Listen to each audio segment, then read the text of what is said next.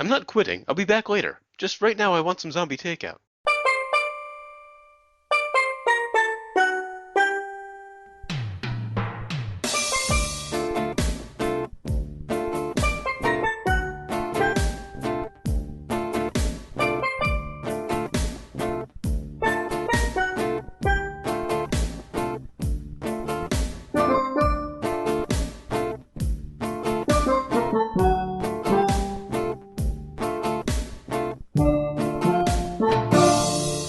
What's up? Welcome to episode 219 of Zombie Zombie Takeout, Takeout. the B-movie and cult movie podcast. I'm Uncle John. And I'm Scotto. And before we get to this week's movie, we've got some unfortunate news.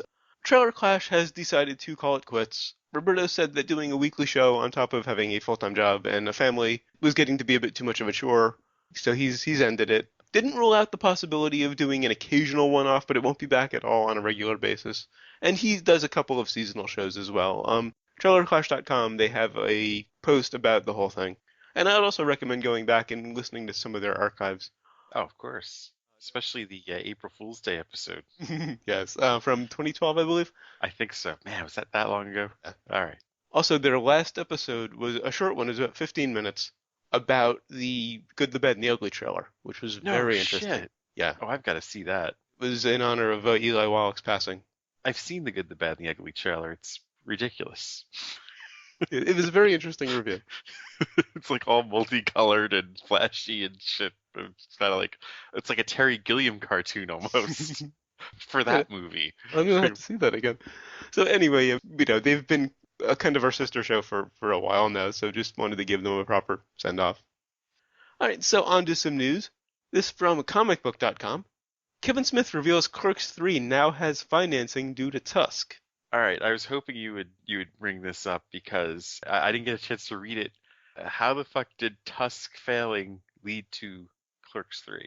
I'll read the article or a portion of it first. Okay. While Kevin Smith might be taking a beating over his new film Tusk, not exactly setting the box office on fire, the director took to his Hollywood Babble On podcast to defend the film and explain how it actually resulted in him getting financing for another highly anticipated film.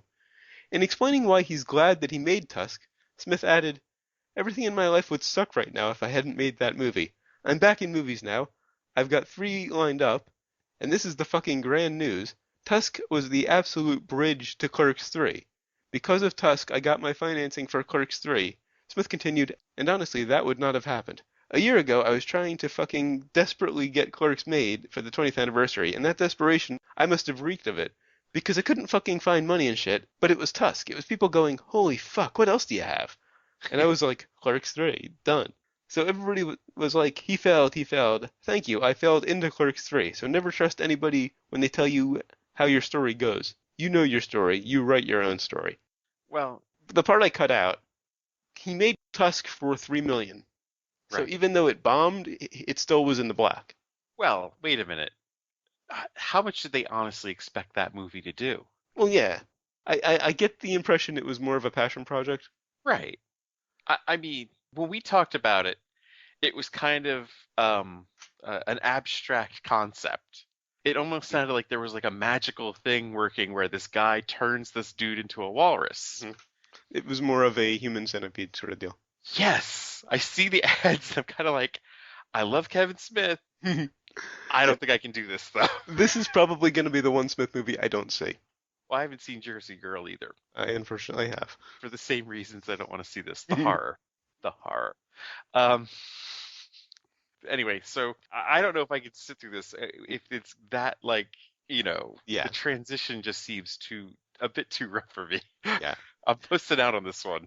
But the impression I get is that because Tusk bombed but still made a profit, That it didn't bomb. It underperformed for Smith. I mean, obviously, it didn't technically bomb if it made a profit, but Right, exactly. The concept of but it underperformed, right. and he was still able to profit. For So, a movie about torture, Yeah. it underperformed. And mutilation. So the impression I get is that people are basically saying, okay, we'll give you the money because you can make it cheaply enough that it won't matter if it doesn't do well, like with Tusk. But I remember us talking about this a while back, and it sounded like this abstract, magical, Oh, yeah. poetic thing. Sounded fascinating until I saw a It did. trailer. It did. Then I saw a trailer, and it was kind of like, ooh, I Yeah, don't know. I want to see it, but I just don't know if I can do it. yeah, same here. I think it gets a little too, yeah, yeah. Despite its infamy as a bad movie, I've never seen Human Centipede because I read the plot summary on Wikipedia and that disturbed me. Well, right. The concept of that. I mean, it's probably a lot worse than Kevin Smith's, of Of course. course. The concept of Human Centipede. And I just don't think I could do that one either. Very similarly, I watched the trailer for Tusk and that disturbed me. I know the Yeah, movie's only going to be worse. I have a feeling it's gonna be worse too. I still get creeped out on occasion because of Black Rainbow. I don't need to add another movie to that list. I didn't think Black Rainbow was that creepy. I have to go back and watch that again. It was the whole Blackpool bit and Oh, the removal of the appliances. all right. Well, I that's different though. I mean, that's something, somebody uses, they have. It's, they're adjusting for something. Hmm. This, I mean, just the whole mutilation thing. I don't get the point of why you'd want to sit through it. Anyway, on to Anyway, this week's movie, which is from 2013, I Declare War, and of course the impromptu plot summary, sponsored by your childhood. It was probably a lot more disturbing than you remember. and also brought to you by Red Balloons, the training wheels for red rum. Okay, so wow, it was just a blast from the past for me. In many ways, yeah. And more from me. But we'll get to Um, that. oh man. All right, so we have kids that play war often, apparently. It's like you as the movie goes on, you gather they do this, who knows, almost daily. It seems like they almost have a tournament going. Yeah, like daily, weekly, not really sure exactly when they're all available and when Right. they do this.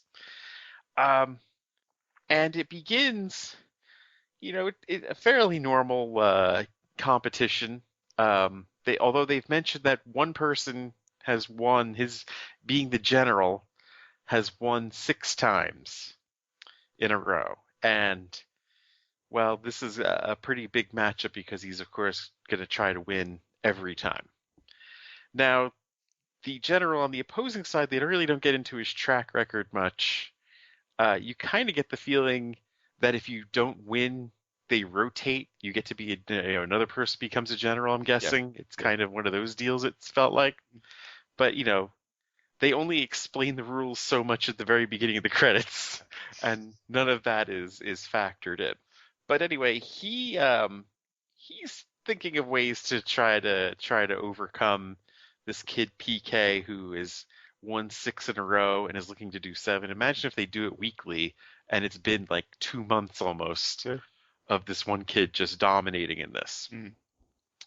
But anyway, that seems to be an accepted fact. He's treated as the boy genius.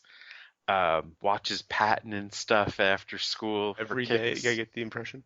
or every day. Um, and then so he's trying to come up with ways of beating him. But in the middle of this, there is a mutiny, which apparently has never happened before Mhm. in their competition. Mhm. That his lieutenant, his pretty much his number one. Not PK, his opponent. Yes, the opponent, right? Kwon, Because his the name is. PK has everything under control on his side, and everybody will do whatever he says, no matter how terrible or ridiculous it is. Mhm. But Quinn, on the other side, who's trying to formulate a way of winning, gets taken out by his own man, who I'm gathering was a general in the past, maybe few competitions, and is Possibly a probably the very unsuccessful one, yeah. right, probably the bulk of those 6 losses. Mhm. And he also decides to throw a lot of the rules out the window Because he has a personal grudge against PK. because he has a personal grudge to settle. Really, this movie is not about war in the least, if you think about it. Well, it is and it isn't. It is and it isn't, but it is about everybody having their own uh, agenda to work out here. Mhm. And Skinner, who is the boy who mutinies, he takes a prisoner, which it's not forbidden in the rules, But it's generally not done. but it's a pretty dick thing to do, That to too. not kill somebody, to literally tie them up, and to really put torture to somebody, threaten them with a knife. I And mean, again, not I feel the need to point out these are kids. right. These are kids that are just, I mean, you kind of get the sense at the very beginning that things are starting to go off the hinges. Even on PK's side, one of the kids is ready to actually beat up another kid that they've killed. But PK, of course, is, being on the winning streak, has no problem with the rules, wants to keep the status quo, Hmm. and, lets him go and play by the rules. But on the other side, just the constant losing is enough to drive this other kid, and of course, the loss of the friendship, which you kind of start wondering if it is about the losses, getting in the way of that friendship or not. But he like actually starts physical violence, not play violence, real physical violence against PK's newer best friend that actually you don't even they weren't even aware that they were once friends until the very end. Kwon didn't know that, the new Right. best friend. The newer best friend didn't even realize that the two were once friends until the very end in the final climax. So that being said, they play war, and I guess you can really say hilarity ensues with the one side plot, of There's a course. side plot, yeah, I was getting to this. There's a girl for the first time ever on the field of battle, and she's on Quinn's side, and she, of course, is absolutely in love with Quinn, where she's doing the very young thing of having imaginary conversations with him and how much he would love her and stuff and go to France with her and whatnot.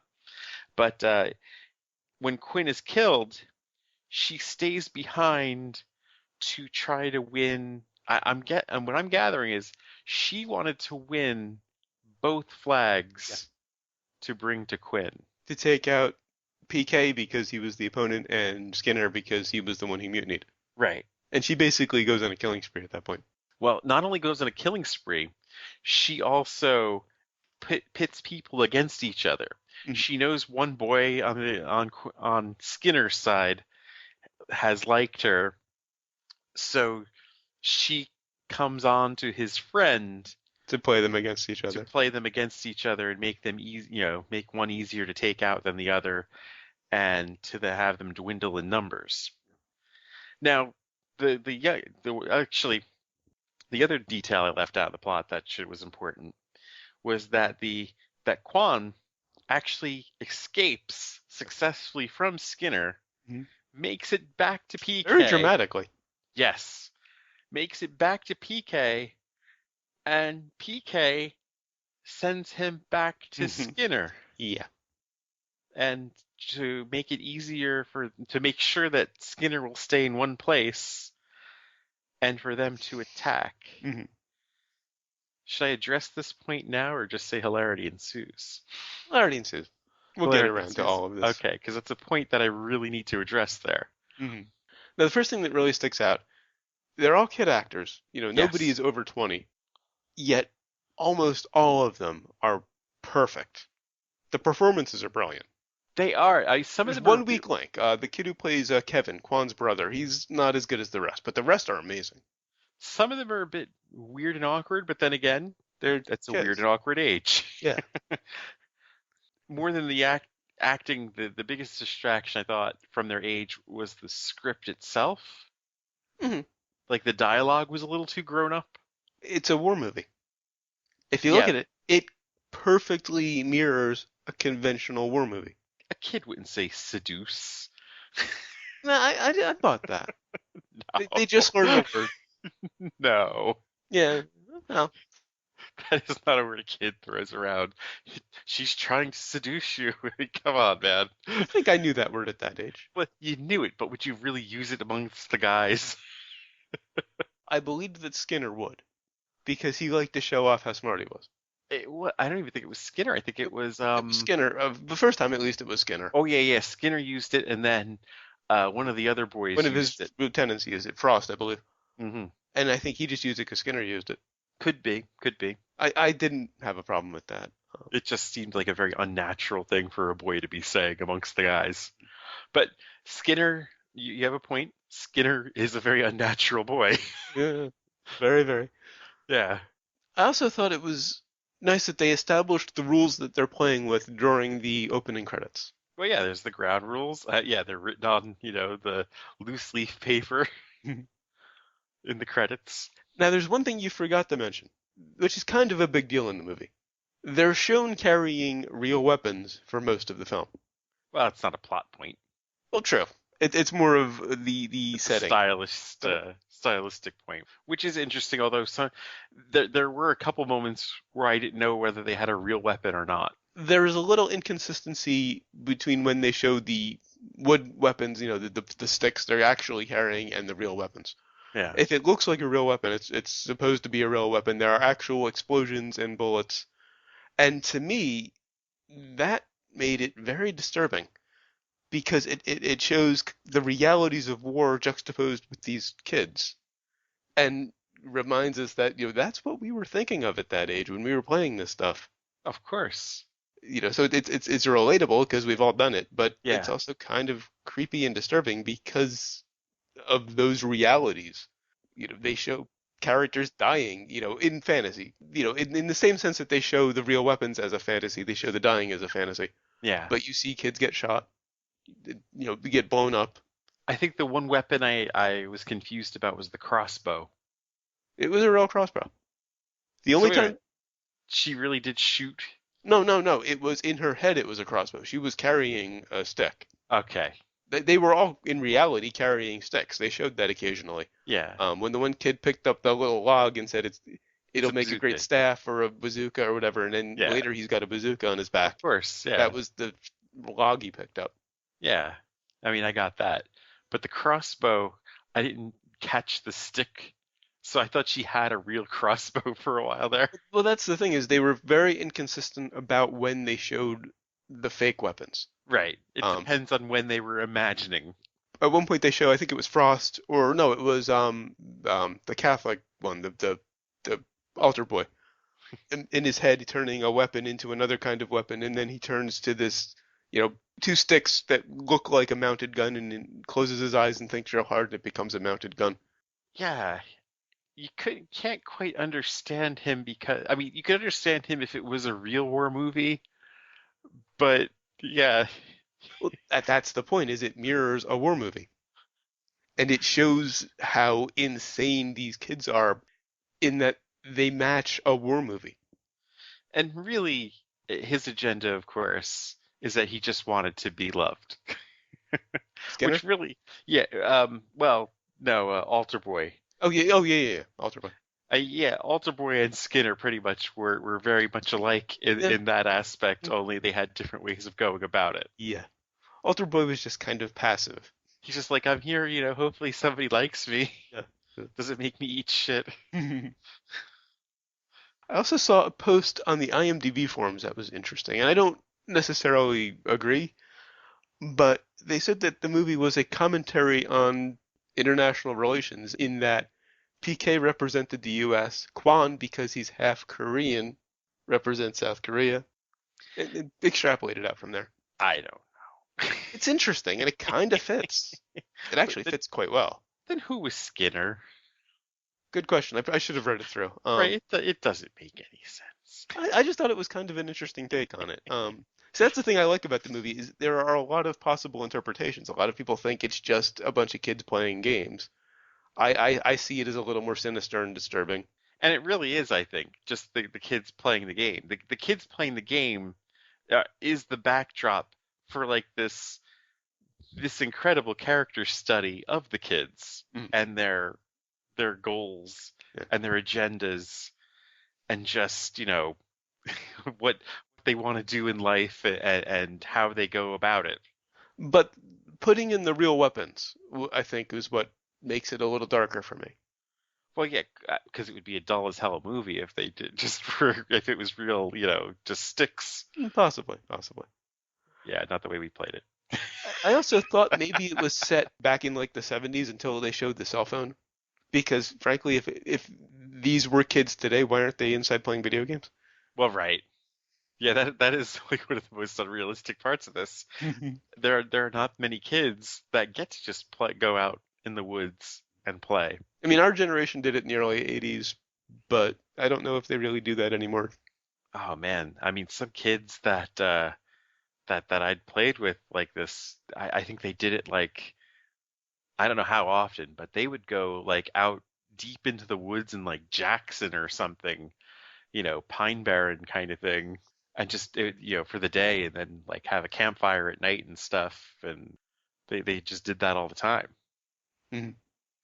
I was more of a, one-on-one case. It was me and one friend who just, had our wooden guns or wooden swords and that sort of thing, and would just go at each other. Well, yeah, I mean, it was kind of we didn't just play that all the time. We would either do, Dungeons and Dragons, or we would, um, or football, or you know, army or whatever. I think that's what we called it. Mhm. Yeah. Now, I did think it was interesting that they established that Quinn was kind of an asshole before Skinner killed him. He wasn't exactly a nice guy. Well, I mean, he was just a dumb kid. So, you're kind of on Skinner's side a little bit because he just wants to bend a few rules. What's the problem? Like you know, he's clueless that this girl likes him. Uh, She's elected to go out there in the middle of nowhere with them to hang out, mhm. and that usually only means one thing. Yeah, yeah. And he just didn't have a plan really to do anything to beat PK. Yeah, true. And Skinner was a little more ambitious and just wanted to bend a few rules, and Quinn just shut him down. So when he mutinies, you kind of understand why, but then he just gets so much worse. Well, you kind of wonder why it didn't happen in the first, sooner, that people mutinied like that. Especially when it's the mark of the red, water balloon that marks people dead. Right. And just seeing Sikowski, I think his name was, and Frost, his little minions, who just buckle when Skinner takes over and just become lapdogs. Yeah. Loved that. Straight out of a conventional war movie. More Orwellian, I thought, Yeah, yeah. the two, just falling in line immediately. Good point, good point. But the Catholic soldier trope with Altar Boy, very war movie. There's always that, one Catholic guy. Yeah.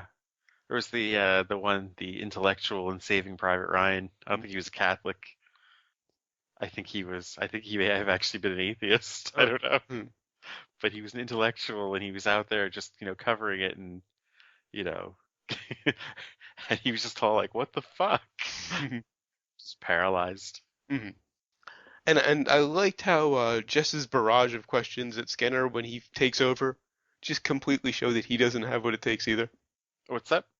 When Skinner mutinies and Jess decides, okay, she's going to side with him, for the time being, or make it look that way, and Yeah. she just barrages him with questions about the plan. It just shows that Skinner doesn't really have it either. Well, you kind of have to wonder about PK's leadership abilities too in the end. Like he didn't come off as very good either. Well, he came off as a psychopath. Right. More so than Skinner. Actually, Skinner wasn't a psychopath because he was very emotional. He was just disturbed and damaged. PK is a straight up psychopath. Yeah. I mean, well, he keeps, talking about being a good student of it militarily, but his whole strategy in the end just didn't make any sense. Kwon escapes. He sends him back, basically, so they have an excuse to go to the other team's base. Well, first off, you don't put your troops in harm's way if you don't need to. That's like, I mean, if you want to That was the talk gamble. about, if you want to talk about like, being a good general, um, Second, it is always tougher to be the attacker than the defender. Why would you choose to be in the position of the attacker? Specifically set it up to have them defend and then launch an assault. And then three, rather than having one of your men captured when there's already like you're low on guys as it is, why would you give up the extra gun to be a captive? Because PK was arrogant as hell. Right. And he was convinced that the plan was going to work, and it was the only way that the plan was going to work. Well, I mean, that's my point. It was not a good plan. It wasn't a sound militarily speaking. It was not a good plan. Those were things that you would never want to do. Right. For someone who said that they were studying Patton so much, those are things that Patton would have said, "What the fuck is wrong with you?" And in the end, the thing that actually wins it for him, you kind of don't know if he planned it or not. He claims it was some old Chinese strategy, Caleb's timing with the plane. But I kind of got the impression that Caleb might have just come up with that on his own. Yeah, I think so too. And Kwon just got really lucky. I think, that is probably the secret of PK's success, now that you mention it. Is Caleb. And I had a feeling he was going to be important, because they tease him throughout the movie. He doesn't really do much, but they keep showing him. He's probably the weirdest ones out of the bunch, because he doesn't say anything until the very end. And he just says, come here, boy, to his dog. Yeah. You didn't even know he could talk until then. He's basically the ghost/spy of the team. He just keeps hidden. Nobody really sees him, and he doesn't do a lot. He just kind of lurks around until he takes out Jess when nobody else could. And then he finally, wins it for PK. He was the only one who really didn't have an agenda. Yeah. On the whole field. He was just there to play the game. Right. Which is why he was the best. Yeah, he wasn't distracted. There were no distractions. There was no, I'm going to, prove this or prove that. Nope, I'm just going to go here and I'm going to win the game. I'm going to kill him. Yeah. Now, I did think Joker's eye beams kind of broke the conceit of the movie at first. Instead of showing the real weapon, they showed an imaginary weapon, like a properly fictional weapon. I think it would have been good to have done maybe once or twice, but I think they did overuse it a bit.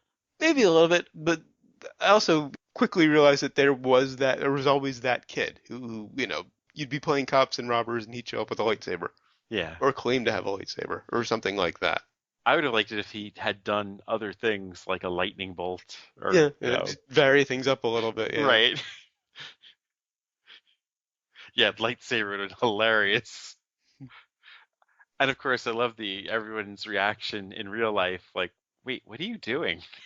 Because he's just staring at them. Yeah. and they kind of waited to play that, which I liked, because you wondered if they really saw it or if Joker was the only one who saw it. Well, of course, yeah, he's on his own. Yeah. And he was the kid that was coming up with the weird questions. Would you rather?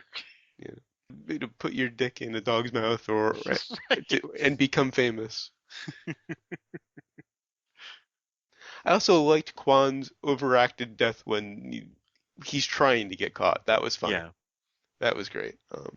Which, boy, how dumb do the other kids have to be? Like, to not realize that was a setup until, like, they bring it to Skinner, and Skinner's like, wait, he wasn't hiding. Well, they kind of play them as the idiot minions. Again, it's a trope. Well, right, they had... I don't know what this girl is doing out here. Why'd she want me to get a leaf? Just hilarious stuff. And I did like how methodical Jess was. Yeah.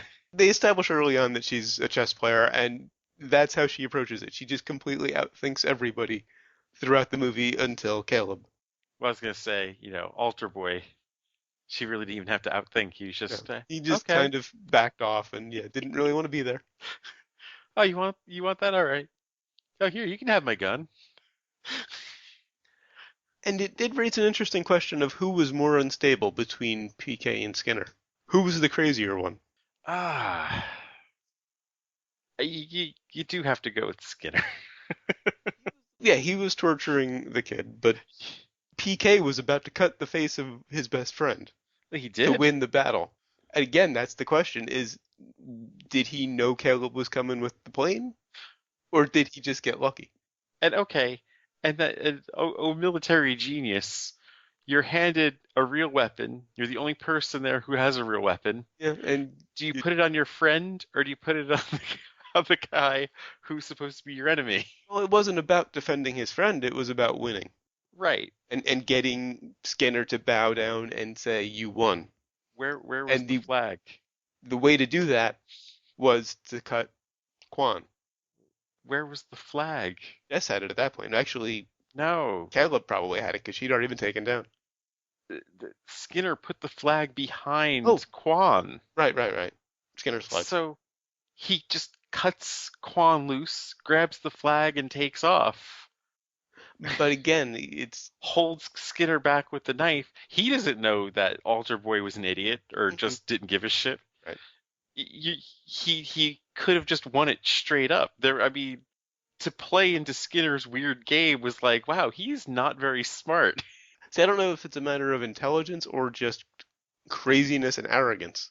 Well, yeah, there's craziness and arrogance that you would actually harm somebody for just a game. Because it was not so much about winning as getting Skinner to submit. He could have cut Kwon loose and grabbed the flag, yes. Right. But by going along with it, he gets Skinner to admit he won, to bow. It was a power trip. And he's a general. It's all about power. Skinner was all about power. Yeah. That's why I don't see a problem with the believability there. I understand PK's actions in that scene are believable to me because he was Well, about the power. He wasn't they're about winning. they're believable. But the thing is, eh, it's the mark of a kid who's been told he's so intelligent Yeah. that he no longer uses that intelligence. Right, yeah. That he believes that whatever he comes up with is just genius and is going to work. Right. Despite, oh, you've got the advantage of men. Let's give them one of our men so they can be on defense, which is a tougher attack to make. Right. But it would have proved him the great general that he believed himself to be. Well, in reality, if Skinner were just playing the game, he would have just killed them both and won. Well, yeah. But Skinner wasn't playing it either. Right, he wasn't really playing the game. He had his That's the personal thing. agenda. The quote unquote war is really just a backdrop for this teenage drama in the end. It's kind of just this background character, the war, that runs throughout it. And I liked how they were able to take that teenage drama and mirror an actual war movie with it, complete with weapons that, again, made it really disturbing for me.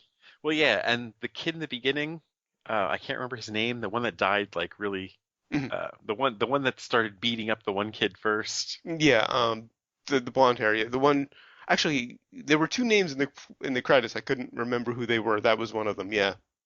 His makeup was definitely the same makeup that Kurtz had in Apocalypse Now, like the light green with the black. I mean, there's camouflage makeup, yeah, but the way he had it was just Definitely a nod, straight yeah. up nod to Colonel Walter Kurtz. Yeah. And really, PK was Kurtz in a big way. I would think Skinner was more. Oh, of yeah, a Skinner. Kurtz. You're right. I meant to say Skinner. I had the wrong name. Yeah, Skinner was definitely Kurtz. Yeah. And in effect, it was very Heart of Darkness. Well, yeah, and he takes up on his own out there, but of course there were no natives to convert. Right. Well, they couldn't. They weren't going to go whole hog Heart of Darkness. It wasn't a remake. It was, it was a nod. It was an interpretation. Oh, bit of trivia. Co-director, guessing on the pronunciation here, Jason Lapere, let's say that, wrote the script 10 years ago and based it on his childhood experiences of playing war with a bunch of people, saying, almost everything that happens in this script is autobiographical or inspired by things that actually happened. No shit, really? He had a kid that went that nuts? Well, see, that doesn't surprise me. I knew lots of kids who were that unstable when I was young. I don't know, man. Skinner was completely believable to me because I knew Skinners when I was a kid. I kind of knew kids that would go that, well, not that would go that far, that you could see going that far, but never actually going that far. I've seen a few who did go close to that. The only parts that were a little unbelievable to me were Kwon burning Skinner to get away, but that was a great scene, so I'll Yeah. allow it. And Caleb actually was a little unbelievable to me. He was the one who was a little too smart. Well, yeah, he was like the fucking deadly assassin. Hmm. He was like the special forces guy, and he's just this kid. But it was a great plot device. Yeah. All right, I'm done with my notes. Yeah, I am too. On to sequels and remakes, there haven't been any. But There yeah, really can't this, be a sequel. There's really no point to a sequel. like, what a sequel, not a sequel, but really, like, what happens after this, you know? Well, the big question there is between Kwon and PK. Right. You know, and I think PK really, I think he understood the error of his ways by the end of this, actually. Really? I think he really did see just that it had gone too far, and I didn't get that impression. that's why he's kind of like, well, watch whatever you want, you know, kind of thing. He's starting to plead with Kwon to stay. Well, because he's about to lose his best friend, so he's getting desperate. I really didn't get the impression that he saw the error of his ways. It kind of seemed like he was just as arrogant as he had always been. He was just desperately trying to keep his best friend. Yeah, you could interpret it that way, or that he saw himself as, you know, turning into Skinner, Hmm, you know, and not wanting that life. possibly. I kind of that's how I felt about it, at least. But yeah, you're right that it is left for interpretation, definitely. I think it's a question of do you want the happy ending or the down ending? You know, Well, do you though, want them to have learned or not? if you're a kid and you see what happened to Skinner here and just how fucking nuts he is, Hmm. maybe that might scare the shit out of you. But yeah, I can. Yeah, maybe. And the fact that he really cut him. Yeah, yeah. It's like, what the fuck is wrong with me? And he didn't jump. It was deliberate. Of course it was. Yeah, he wanted to win that badly that he was willing to cut his own friend for it, even though the fucking flag was right behind his back. Again, it was about power. It wasn't about winning. You just wanted like a bigger kid to come along and beat the shit out of PK to like make him understand like what he was doing there, you know? I mean, but how is power cutting your own friend? Doing what doing what Skinner tells you to do? It doesn't because make any sense. because it would get Skinner to say you won, which is what he wanted. Right. It's, you know what, that was the equivalent of if he had actually if Alter Boy had actually eaten the dog shit.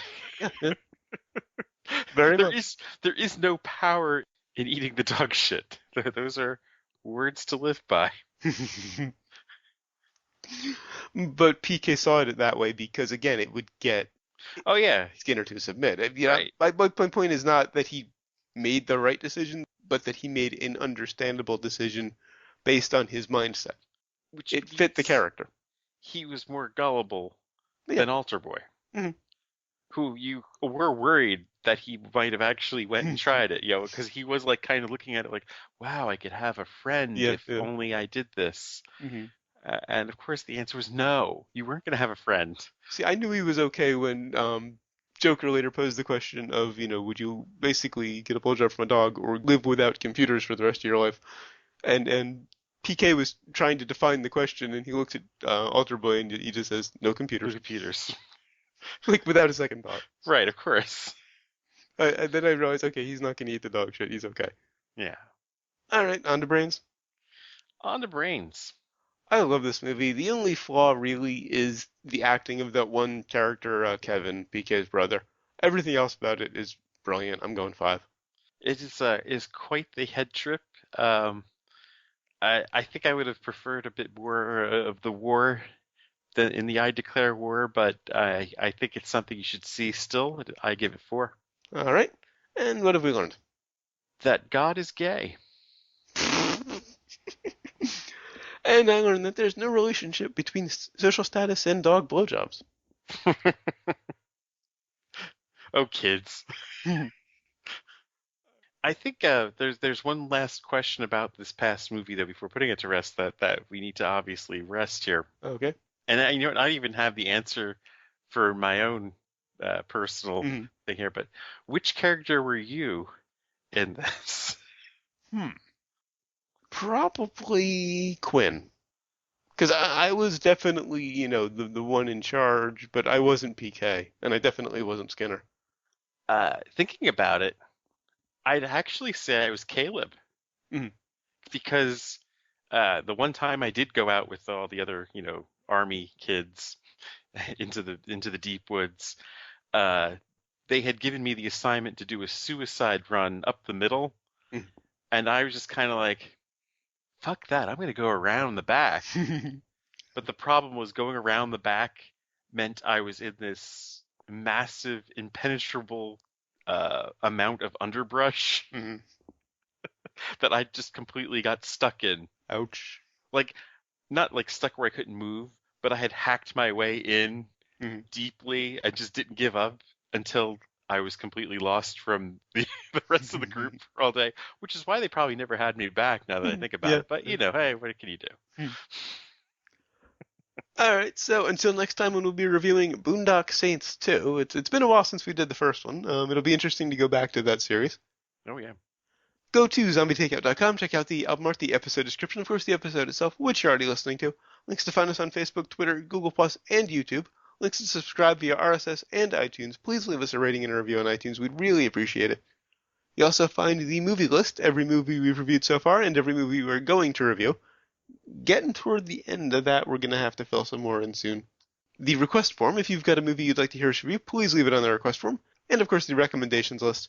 Glad this one made it. I really, like I said before we started recording, wasn't sure which way you were going to go on this one. I was kind of, 3.5, 4 kind of down the way, but it's such a great character study that, you gotta see it. You can also email us at zombietakeout@gmail.com or leave us a voicemail at 414-368-CT01 or for the alphanumerically challenged 414-368-9861. Of course, always remember that you will always be calling from the middle of Milwaukee, and until next time, always remember, never forget, wherever you go in life, there you are. What are you doing after the war? You're coming over and we're eating pizza and watching a movie. What movie? Patton? Again?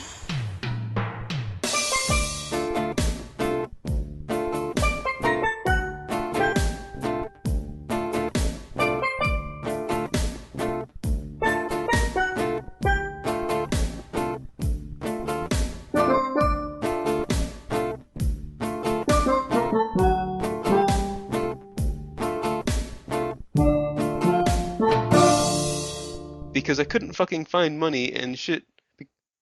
Because I couldn't they're bleeping out the curses, so I'm trying to plug them in because, he's not going to bleep them.